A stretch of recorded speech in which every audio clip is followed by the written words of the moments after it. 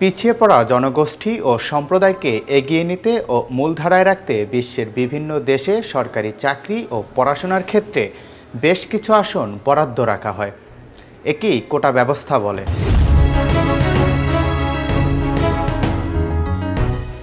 শুরুতে বাংলাদেশে সরকারি চাকরির ক্ষেত্রে কোটার হিসেবটা দিচ্ছি।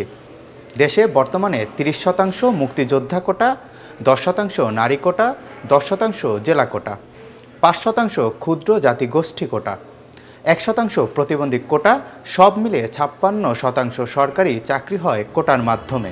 এবার আসি বিশ্বের অন্যান্য কয়েকটি দেশের কোটা ব্যবস্থায়।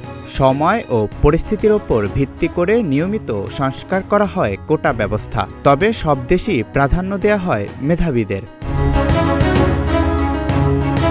কানাডায় বিভিন্ন আদিবাসী সম্প্রদায়, সংখ্যালঘু, নারী এবং প্রতিবন্ধীদের জন্য সরকারি চাকরিসহ বিশ্ববিদ্যালয়ে লেখাপড়ার ক্ষেত্রে বিশেষ কোটা থাকলেও তা নির্দিষ্ট নয়। অন্যদিকে যুক্তরাষ্ট্রে শুধু শতকরা 8% চাকরি প্রতিবন্ধীদের জন্য সংরক্ষিত থাকে।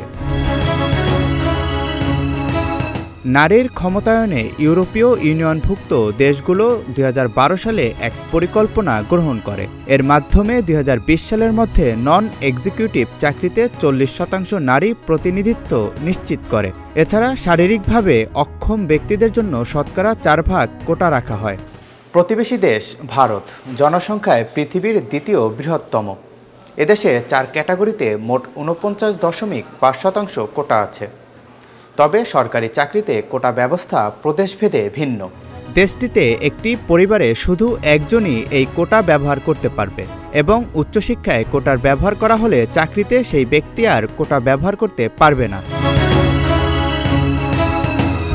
নেপালে সরকারি চাকরিতে কোটা 2 ভাগে করা আছে। একটি 55% সাধারণ কোটা এবং অন্যটি 45% সংরক্ষিত কোটা। সংরক্ষিত কোটার মধ্যে নারী, আদিবাসী, মধেসী, দলিত সম্প্রদায়, প্রতিবন্ধী ও পিছিয়ে পড়া জনগোষ্ঠীকে রাখা হয়েছে। পাকিস্তানে কোটা পদ্ধতি চালু আছে বিভিন্ন অঞ্চলের জনসংখ্যার উপর ভিত্তি করে। দেশটিতে কোটা পদ্ধতির মূল কারণ বিভিন্ন ক্ষেত্রে সব অঞ্চলের মানুষ যেন সমানভাবে অংশ নিতে পারেন। মালয়েশিয়ায় উচ্চশিক্ষার ক্ষেত্রে জাতিগত কোটার মোট 55% সুবিধা পেয়ে থাকে মালয় জনগোষ্ঠী। অন্যান্য ক্ষেত্রে 60% সুবিধা ভোগ করে মালয় জনগোষ্ঠী আর বাকি 40% ভোগ করে অন্যান্য জনগোষ্ঠী। জাপানে বুরাকুমিন সম্প্রদায়কে সরকারি চাকরিতে বিশেষভাবে প্রাধান্য দেয়া হয়। ব্যক্তি মালিকানাধীন বা বেসরকারি কোনো প্রতিষ্ঠানের কর্মী সংখ্যা 5% হলে বুরাকুমিন এবং আদিবাসী সম্প্রদায়ের জন্য 5% কোটার ব্যবস্থা রাখা হয়েছে। চীনের মোট জনসংখ্যার 8% হচ্ছে বিভিন্ন জাতি ও আদিবাসী সম্প্রদায়।